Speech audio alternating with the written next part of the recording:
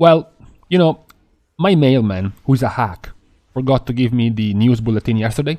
So today in the mail, both of them came at the same time.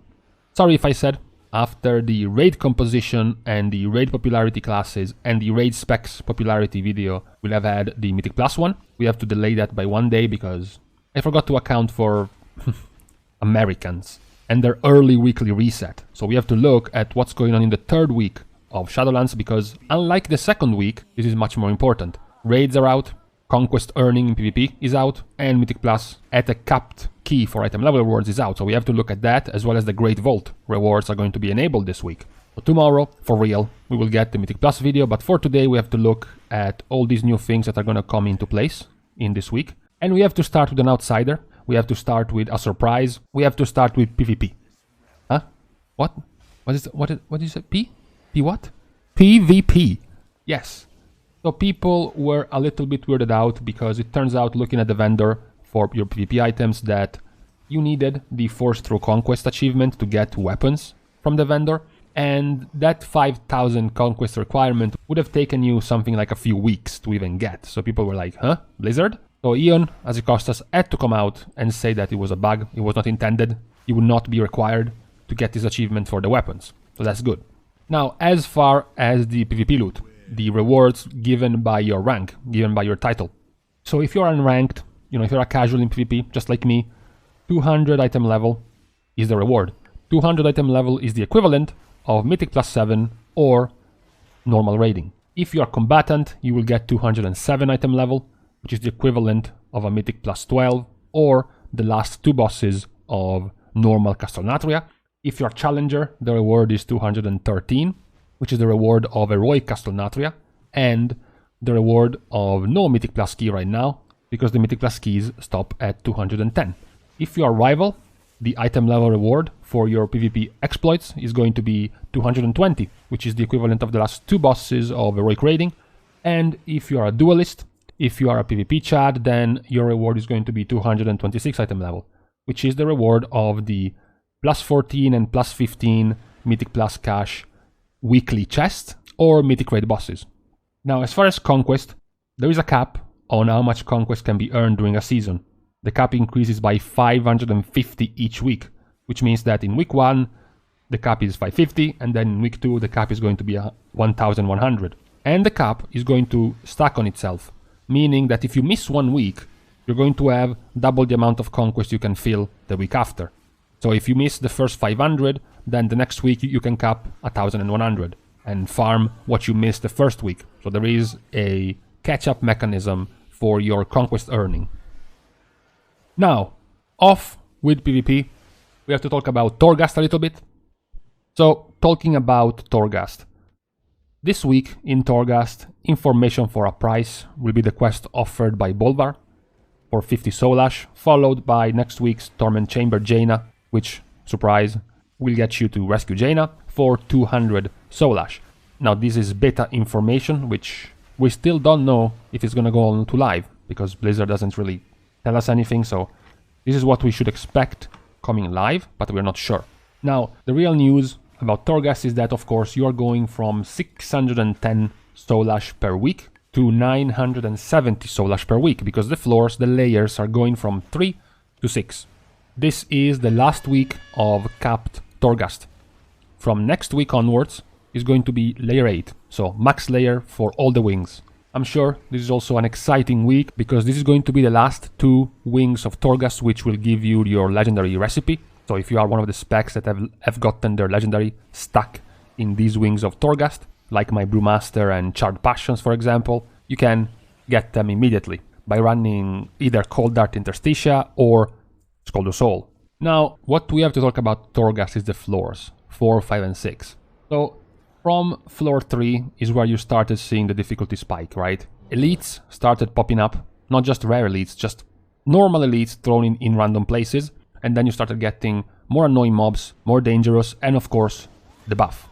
The Enrage buff that they get for more damage and also immunity to CC. Now, for comparison, since looking at the beta, the HP and damage of the mobs is similar to the one in live, you can expect 4, 5 and 6 to be the same.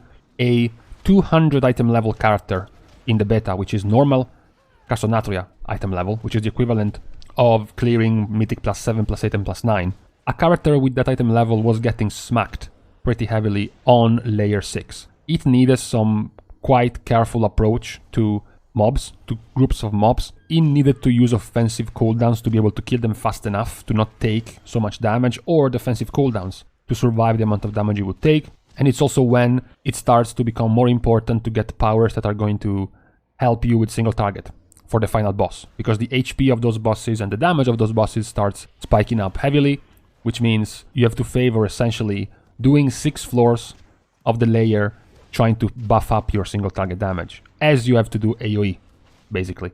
It is sort of counterintuitive, but it's what it is. So I figure these layers are going to be particularly difficult for people who did not or will not keep up with the gearing up process of their character. In the first 2 weeks it was rather simple because the item level cap was very low. The item level cap stopped at 184, stopped at Mythic Zeros, so getting there wasn't that difficult. But from this week, and more importantly the next one, the floodgates are going to open. So the item level is going to jump up much more. And if you don't keep up with that, it's going to be much harder for you to actually clear Torghast. So players who get to, immediately get to farm Mythic Plus at +7 and higher, get to breeze through heroic raiding, and will be able to be 205, 210 item level in the first week. They shouldn't have too much of an issue with Torghast. But for players who will not, and will be stuck in the 190, 195 range, it's going to be much harder. So I just wanted to warn you, if you are in that bracket of players, that Torghast is going to be harder.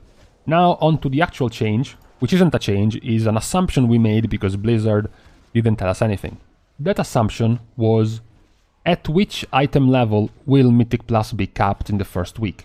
Last expansion, and it happened in a similar fashion in Legion as well, the Keystone was capped at +6. The reason for that, which is also the reasoning Blizzard gave, is that you were going to get less item level than Heroic. They also capped, at the time, Titan Forging. The good old days of Titan Forging.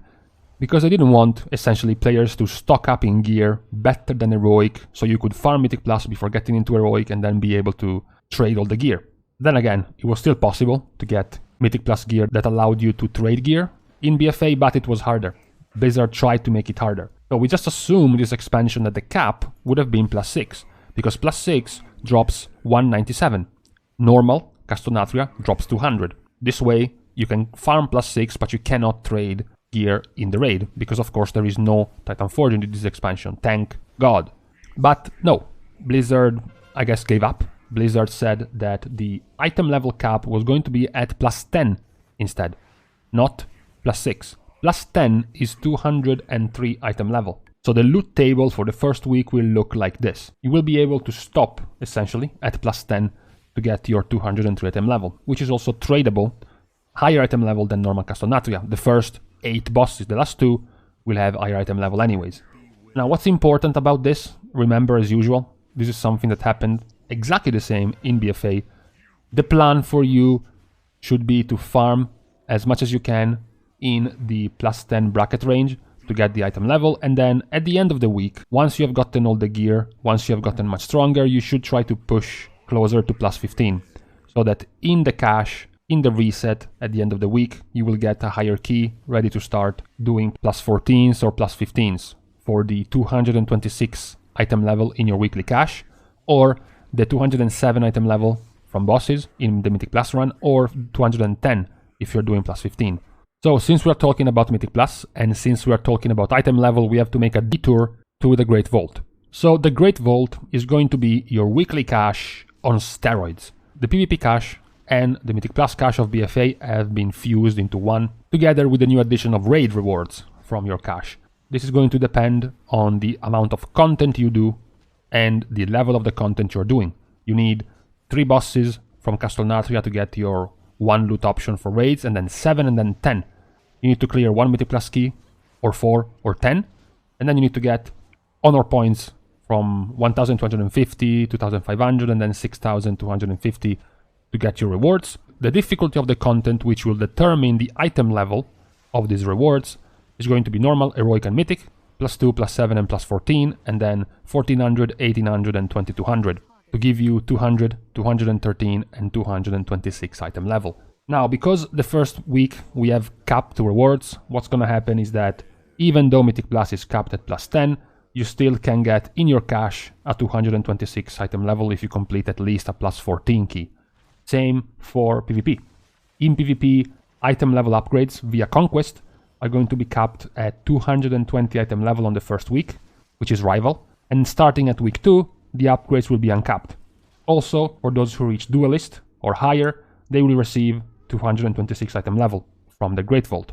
So this, obviously, as you can see, this is a system which can reward you completing the content you enjoy, and the more you do, the more you will get options. We have had videos already, and top men already made some research, and gearing up your best in slot item through this system compared to the previous random cache, random piece of gear every week is going to be much faster. You will get to choose the items you need. Maybe you are stuck missing a trinket, a ring, a chest, and this system is going to allow you to get way more options for your type of content. Now, if I can give you a little bit of a tip for this Great Vault, especially for raids, this is going to come live next week, obviously. The weekly chest is very smart. The weekly chest is not going to offer you duplicates. What this means is you can clear the raid of the next week before you open your chest. This means that if you clear the raid and you get a couple of pieces, then you can open the vault, and that vault is not going to offer you those pieces again. Obviously, if as soon as Tuesday or Wednesday comes and you just immediately open your vault, you're immediately offered a chest, you're like, great, I still have a Mythic 0 chest, great upgrade. Then you go into the raid and you loot another chest. Now, you're selfish. Fuck my guildies, fuck my teammates, I wanted the chest for myself. If you wanted it for yourself, you should have just not opened the Great Vault, kept that chest for yourself, and then later on, after the raid was over, open the chest to guarantee that you aren't going to get that duplicate. I know some people won't resist the urge to open the vault to get some guaranteed upgrade item level in the first week, in the first reset, but if you want to maximize your gear rewards, then that's the way to go. Now, to close this video and this recap on what's new and what's coming and in these next few days, I leave you with wowranks.io, which is a new site for tracking statistics of all kinds and types. It is similar to WoW Progress, it is similar to Raider.io. One thing though that they have added to their tracking system, which is interesting, is going to be the Covenant one, which is pretty handy because it can show you the popularity of all the Covenants as well as the popularity of the Covenant for each and every class and then each and every spec. We can see, for example, that Nightfae is the most popular one, followed by Kyrian, and then Ventir in the middle with much lower down we have Necrolords. We can see that Necrolords are being carried by Death Knights, Priests and Shamans. You know, you can see that, for example, Shaman almost entirely is going Necrolord for Elemental and Restoration with Enhancement, almost never picking Necrolords. You can see Death Knights going Necrolords mostly for Unholy. You can go back to Kyrian and see lots of Paladin logged into Kyrian because basically both Protection and Retribution are very popular while going for Kyrian. And you can even go for extra information like Soulbind stats or Conduit stats. You can even check not just the Covenant they have chosen, but also the Soulbind. Now, of course, right now, this is very limited, because we only have access to 2 Soulbinds, and the choices in the passive options, as well as the open and available conduits, are very small. So it's not that relevant to see which Soulbinds you have chosen right now, but as we go deeper into the expansion and more of the Soulbind tree opens, which means there's going to be more difference between the different Soulbinds, this can also tell you what these specs are going for their Soulbinds.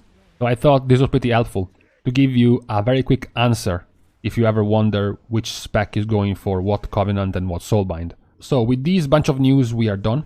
Tomorrow, we are actually, really, getting to the Mythic Plus video, the popular specs, the popular groups, and combos for Mythic Plus.